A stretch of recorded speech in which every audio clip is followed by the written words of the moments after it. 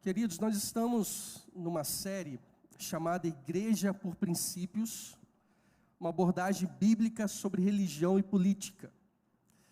Tem sido desafiador falar sobre isso nesse tempo.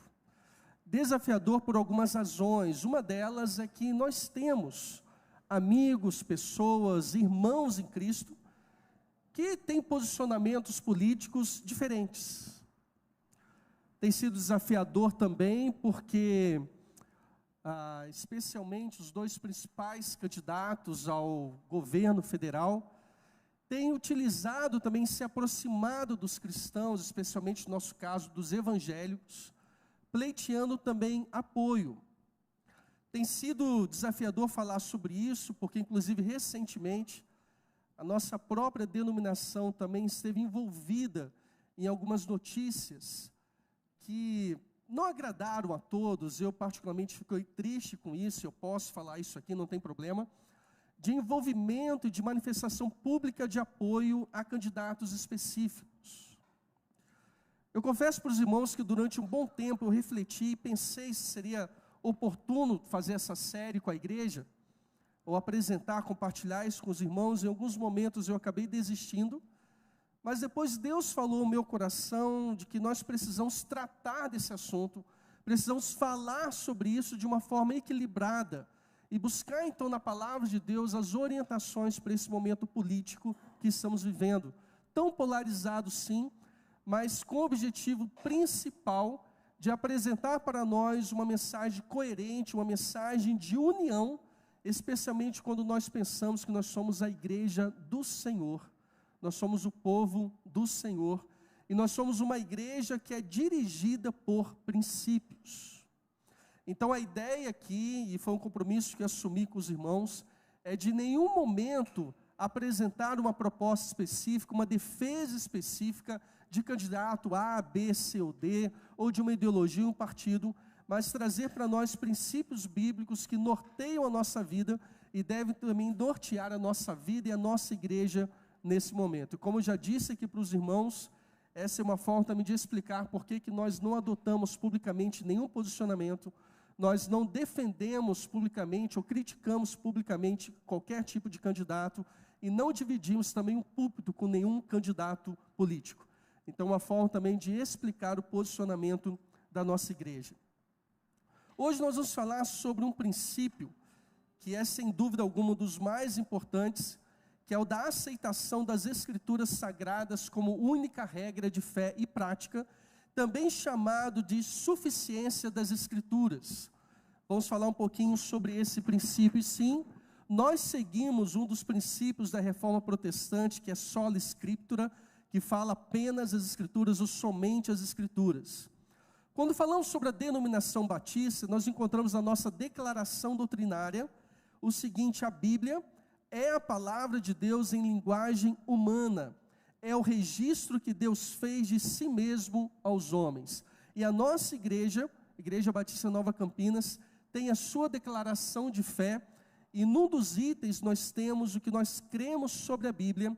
E para resumir sobre a Bíblia, nós cremos que ela é a verdade revelada por Deus sobre seu caráter e propósitos. Ela é a fonte suprema e infalível da verdade e autoridade para as crenças cristãs e para a vida. É sobre isso que nós estamos falando. Tudo isso significa que a Bíblia, para nós, é suficiente e exclusiva para nortear as nossas crenças, as nossas práticas e as nossas motivações em todas as áreas da nossa vida, tanto individual quanto coletivamente. É por isso que nós não adotamos aqui na igreja nenhum outro livro de revelação, é por isso que nós não acreditamos que exista qualquer outro livro de revelação comparável ou comparado à Bíblia. É por isso que nós não acreditamos num outro evangelho que foi revelado, mas nós acreditamos que a Bíblia é a palavra de Deus, que foi plenamente e completamente inspirada pelo nosso Deus, e tudo que nós encontramos aqui é suficiente e exclusivo para nortear a nossa vida. A Bíblia, então, para nós é suficiente.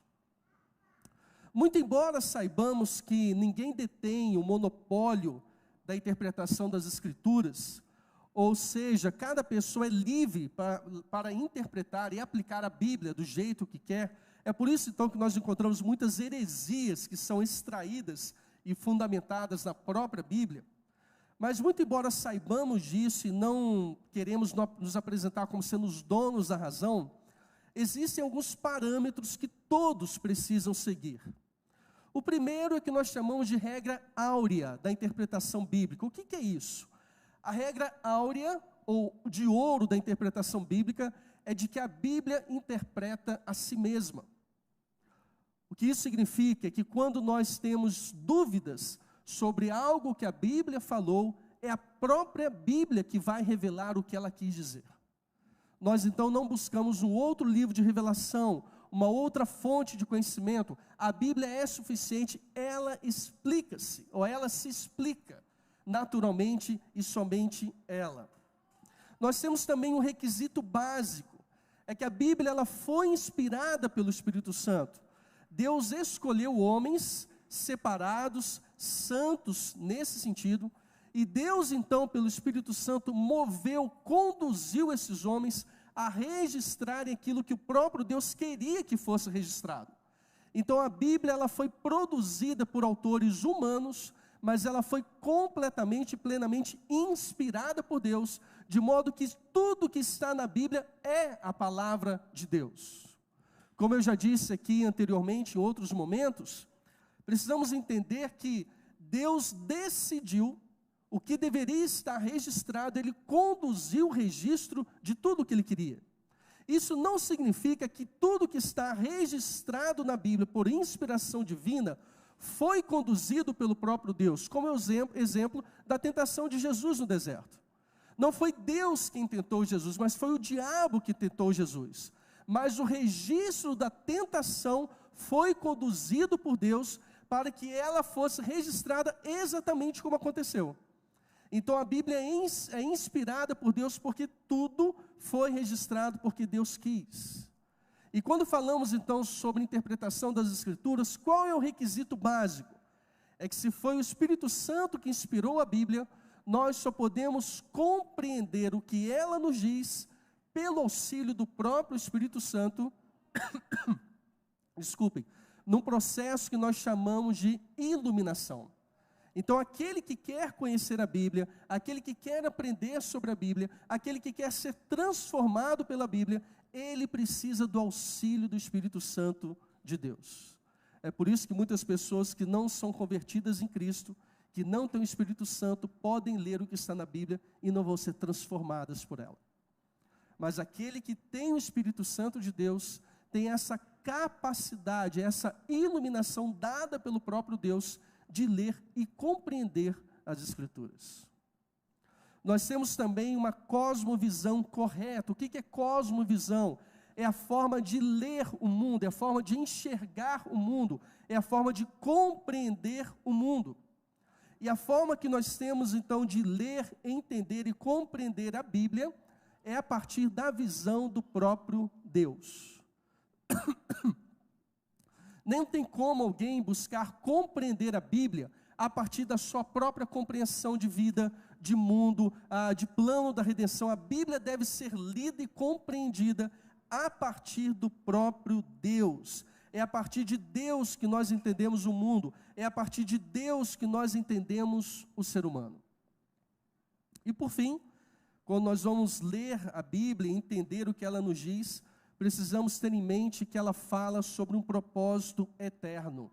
A Bíblia conta de Gênesis a Apocalipse a história da redenção numa perfeita unidade, revelando o que o Deus Criador fez para que a sua criação, especialmente o ser humano corrompido pelo pecado, fosse finalmente recriado.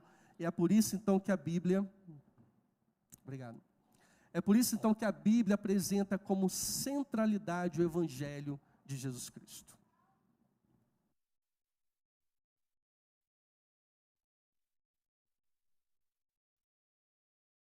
Quando nós falamos então sobre o princípio da suficiência das Escrituras, isso nos coloca em uma situação bem específica.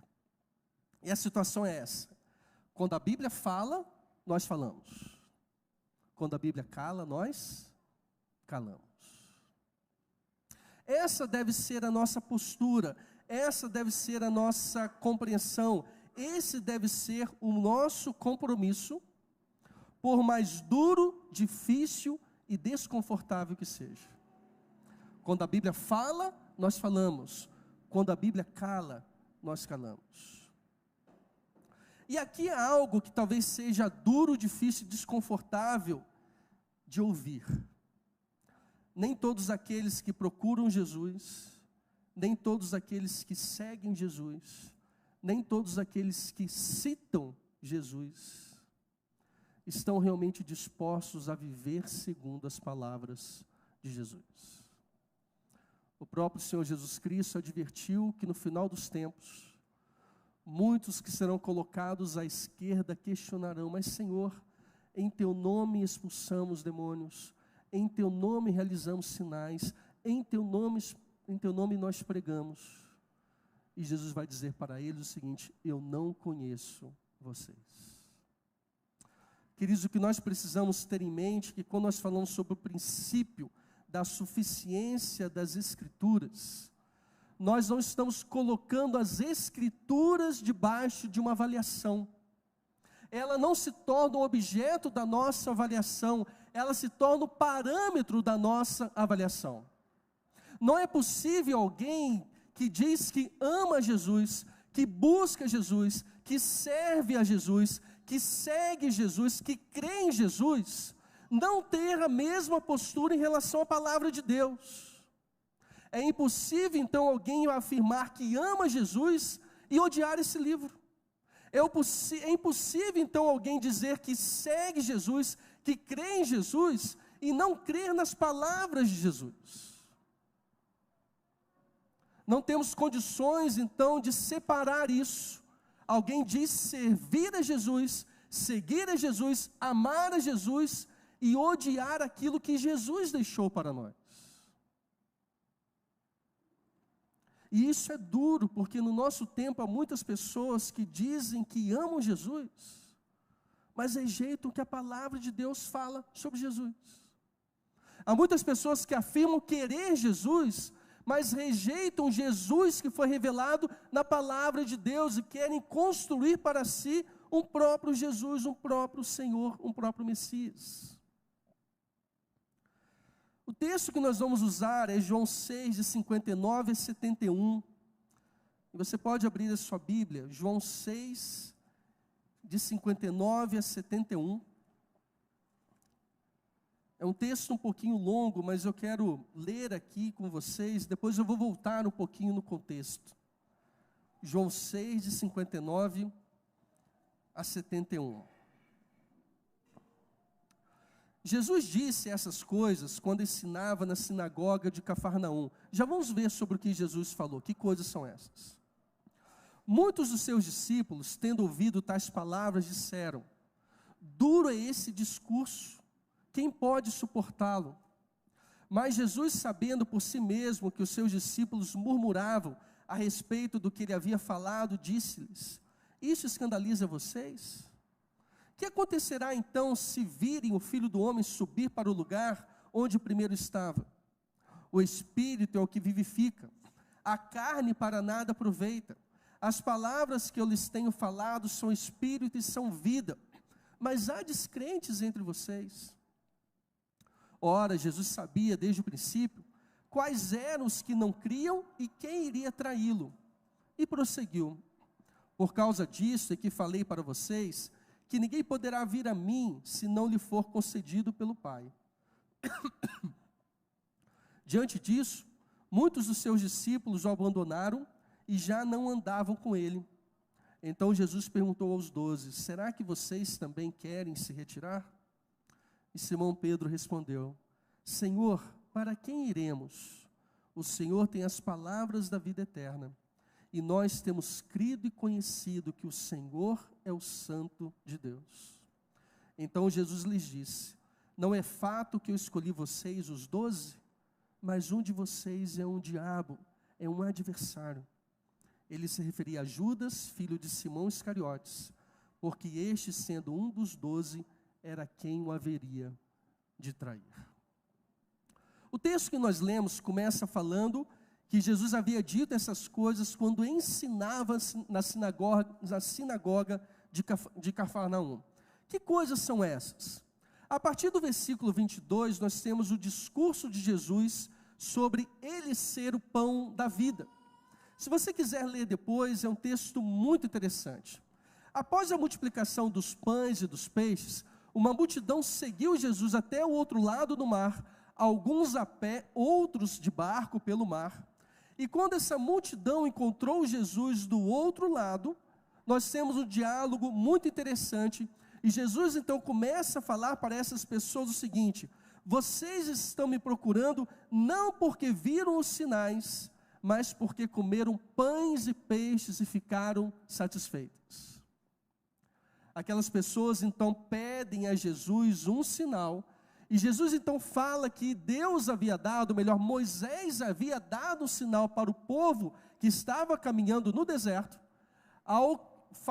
pelo fato de que o pão desceu do céu, o maná desceu do céu, mas agora Deus estava dando um sinal ainda melhor e maior, que era o próprio Jesus como sendo o pão que desce do céu, ou o pão da vida que desce do céu.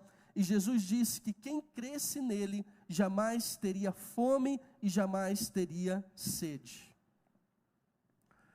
Jesus percebeu então que os discípulos, ou aqueles que estavam seguindo Jesus, começaram a questionar e duvidar. E Jesus então, nesse ponto, ele percebe que os judeus estavam se questionando, dizendo como que ele pode dar então a sua própria carne para comer, como ele, sendo o próprio pão da vida, pode se oferecer para o nosso consumo. E Jesus então dá uma resposta nos versículos 53 a 59, que eu quero ler aqui, João 6, de 53 a 59, ou melhor, até 58. Em verdade lhes digo, que se vocês não comerem a carne do Filho do Homem, não beberem o seu sangue, não terão vida em si mesmos. Quem come a minha carne e bebe o meu sangue terá a vida eterna, e eu ressuscitarei no último dia, pois a minha carne é verdadeira comida, e o meu sangue é verdadeira bebida. Quem come a minha carne e bebe o meu sangue permanece em mim, e eu permaneço nele. Assim como o Pai que vive me enviou, e igualmente eu vivo por causa do Pai, também quem de mim se alimenta viverá por mim. Este é o pão que desce do céu, em nada semelhante àquele que os pais de vocês comeram, e mesmo assim morreram. Quem comer este pão viverá eternamente. E aí nós entramos então no texto que eu li anteriormente. Jesus disse essas coisas quando ensinava na sinagoga de Cafarnaum. E muitos dos seus discípulos, tendo ouvido tais palavras, disseram: duro é este discurso, quem pode suportá-lo? Aqui nós precisamos entender aqui 2 pontos iniciais no que estava acontecendo. O primeiro deles é que para muitos o discurso de Jesus foi considerado como duro, áspero, severo, impossível até mesmo de ser ouvido. O texto não fala aqui que as pessoas consideraram aquele discurso duro porque era difícil de entender. O texto fala que aquele discurso foi considerado duro porque ele foi algo difícil de aceitar. Um outro ponto: para muitos as palavras de Jesus, embora sejam a verdade, não produzem vida. Não produzem vida porque os ouvintes a rejeitam. Queridos, nós precisamos entender que no meio daqueles que estavam buscando Jesus, que ouviam Jesus, e que são chamados aqui de discípulos por João, havia descrentes. E Jesus sabia muito bem aqueles que criam nele, aqueles que não criam, sabia inclusive quem iria traí-lo. É muito interessante quando nós pensamos nisso, porque Jesus, mesmo percebendo, e mesmo tendo sido questionado pelos discípulos em relação à dureza do seu discurso, Jesus não aliviou em nada e prosseguiu: por causa disso é que falei para vocês, que ninguém poderá vir a mim se não lhe for concedido pelo Pai. E nesse momento, muitos discípulos abandonaram Jesus e deixaram de segui-lo. Provavelmente aqueles mesmos que acharam o discurso de Jesus ofensivo e muito duro. Tome cuidado com o tipo de obra de Deus que você está aceitando na sua vida. As obras e as palavras de Jesus são duras, difíceis e desconfortáveis muitas vezes, mas elas produzem vida para nós. Vamos avançar um pouquinho no texto. No versículo 67, nós temos a referência de que muitos haviam abandonado Jesus, e ele então pergunta para os 12, vocês também querem se retirar? Vocês também querem ir embora? Precisamos entender que não foi uma pergunta mal-humorada, não foi uma pergunta tendenciosa, agressiva ou deprimente de Jesus. Como se Jesus tivesse ficado preocupado com aqueles que o haviam abandonado, e agora ele estava preocupado então se os seus discípulos, se os 12 não fariam o mesmo. Quando Jesus então pergunta para os 12, vocês também querem se retirar? Vocês também querem ir embora? O que Jesus estava querendo dizer é o seguinte: eu tenho as convicções sobre mim mesmo, mas eu quero saber quais são as suas convicções sobre mim. É vocês que precisam decidir, não sou eu que preciso decidir quem eu sou, vocês é que precisam decidir no que vocês acreditam sobre mim. E aí nós temos então a resposta de Pedro: para onde nós iremos, se somente o Senhor tem as palavras da vida eterna? E nós temos crido e conhecido que o Senhor é o Santo de Deus. Ainda que Pedro não tivesse entendido muito bem o discurso anterior de Jesus, mas por causa de tudo que ele havia testemunhado, ele cria e conhecia em quem Jesus era, o dono das palavras da vida eterna. E aqui nós temos duas lições importantes. A primeira: as palavras de Jesus, por mais duras, difíceis e desconfortáveis que sejam, exigem de nós uma decisão consciente sobre a sua aceitação. Todas as vezes que a palavra de Deus é apresentada para nós de uma forma dura, difícil e desconfortável, é como se Jesus estivesse dizendo para nós: vocês também querem se retirar? Vocês também querem me abandonar? O que vocês vão fazer em relação a isso? Quando nós cumprimos, aceitamos as obras, as palavras de Jesus, é como se nós estivéssemos respondendo para ele o que Pedro respondeu: para onde nós iremos, se só tu tens as palavras da vida eterna? E nós temos conhecido e crido que tu és o Santo de Deus. Mas quando nós simplesmente rejeitamos as palavras e as obras de Jesus, é como se nós estivéssemos fazendo como aquelas outras pessoas que simplesmente abandonaram Jesus. A segunda lição: as obras e as palavras de Jesus são suficientes para crermos e conhecermos a sua natureza santa. O que Jesus falou e fez corresponde exatamente ao que Deus deseja para nós. E aqui nós temos um ponto de corte. Muitos escutam as palavras de Jesus, muitos veem as palavras de Jesus, mas nem todos permanecem com Jesus. Pense na sua vida. Com base na sua aceitação e prática do que Jesus fez e falou, você pode afirmar que realmente você segue Jesus? Com base em tudo aquilo que a palavra de Deus revela sobre o caráter de Deus, sobre como você deve agir, como você deve viver, como você deve ser, você pode afirmar que Jesus realmente é o Santo de Deus para você?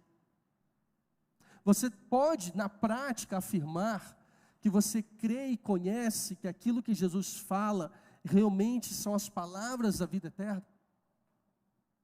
Queridos, se na prática nós temos buscado uma alternativa, se na prática nós temos buscado um jeitinho, se temos descumprido aquilo que a palavra de Deus nos diz, será que podemos afirmar que na prática nós permanecemos com Jesus? Se a palavra de Deus não é suficiente para você, será que Jesus tem sido suficiente para você? Para aqueles que afirmam que a Bíblia é a inspirada, inerrante e suficiente palavra de Deus, ela deve nortear tudo. Quem oferece o filtro sobre o que é correto ou não, sobre o que é benéfico ou não, sobre o que é adequado ou não, sobre o que é coerente ou não, é a Bíblia, a palavra de Deus. Se nós na nossa vida estamos buscando uma outra fonte para dizer o que é correto, o que é adequado, o que é justo, o que é honesto, o que é coerente, além da palavra de Deus, tem um problema na nossa caminhada. Eu já estou caminhando para o fim, mas eu quero trazer para vocês uma palavra de encorajamento agora nesse momento. É que, muito embora na prática nós não trabalhemos de uma forma consciente esse princípio da suficiência das Escrituras, nós acabamos fazendo isso em vários momentos da nossa vida de uma forma inconsciente. Vou dar alguns exemplos para você.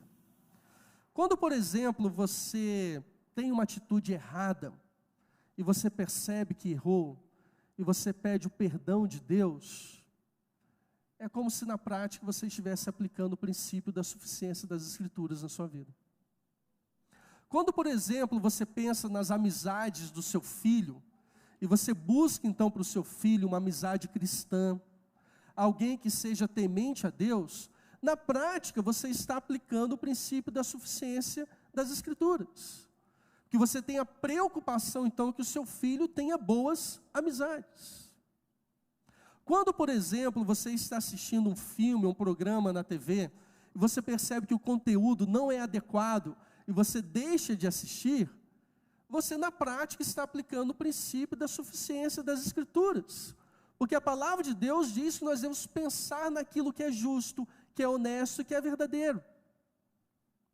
Quando, por exemplo, você faz parte de uma comunidade de fé e, de repente, algumas coisas erradas são pregadas, ou algumas práticas erradas são adequadas, são praticadas, e você decide, então, procurar uma outra comunidade de fé, você, na prática, está aplicando o princípio da suficiência das Escrituras.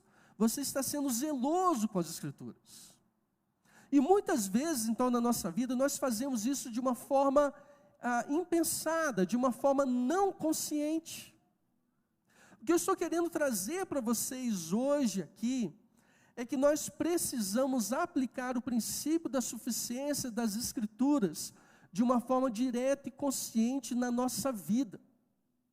Nós precisamos utilizar isso como critério para tudo na nossa vida. E observem que interessante, nos exemplos que eu citei aqui, eu falei sobre um item de escolha pessoal, as suas atitudes. Eu falei sobre um item de escolha relacional, as amizades do seu filho. Eu falei sobre um item de escolha cultural, o filme que você assiste. Eu falei sobre um item de escolha religiosa, a igreja da qual você faz parte. Direto ou indiretamente, consciente ou inconscientemente, nós aplicamos o princípio da suficiência das Escrituras nas nossas escolhas.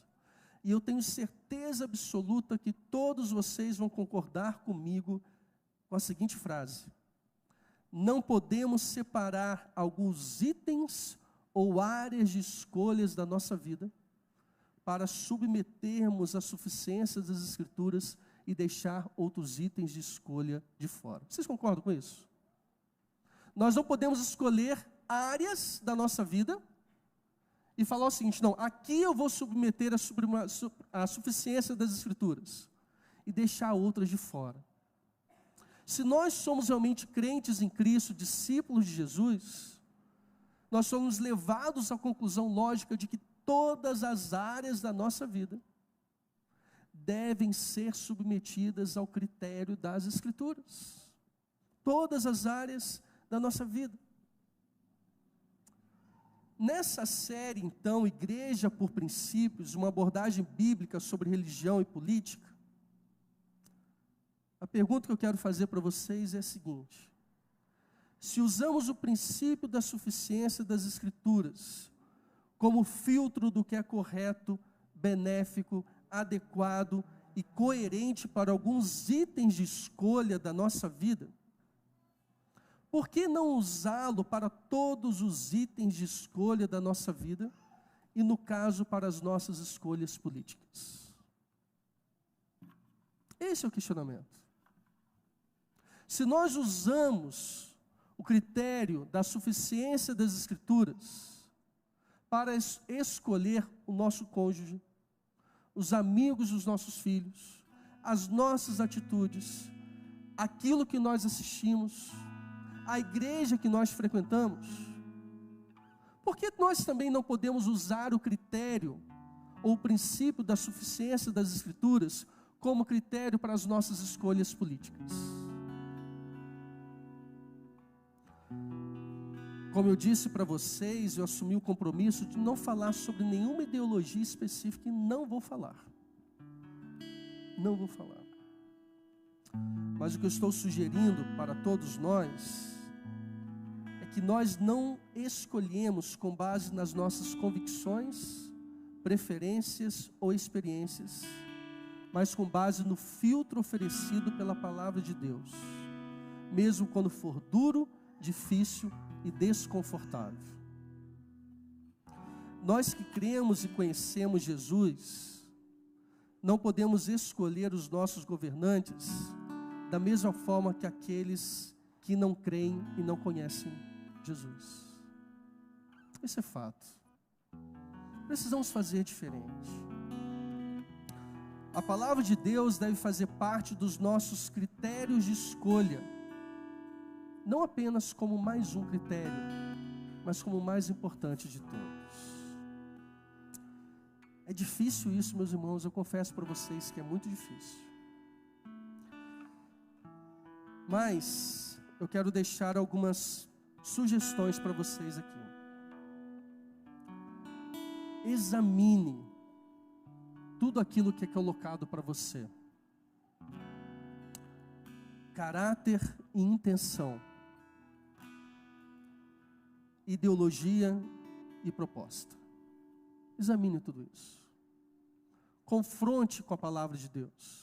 Use a palavra de Deus como luz para iluminar aquilo.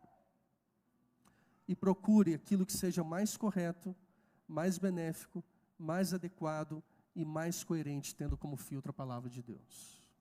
É um exercício seu. É um dever seu. É um compromisso seu diante de Deus. Não é o que eles falam sobre Jesus, a palavra de Jesus que importa. No texto que nós lemos, muitos consideraram as palavras de Jesus como duras, impossível de serem seguidas. Mas não foi isso que importou, o que eles pensavam sobre a palavra de Deus. O que importa é sobre o que Jesus pensa sobre eles. Observem isso. E aí eu posso falar isso. Isso vale para os dois lados. Isso vale para os dois lados. O que importa não é o que eles falam sobre Jesus, é o que Jesus fala sobre eles.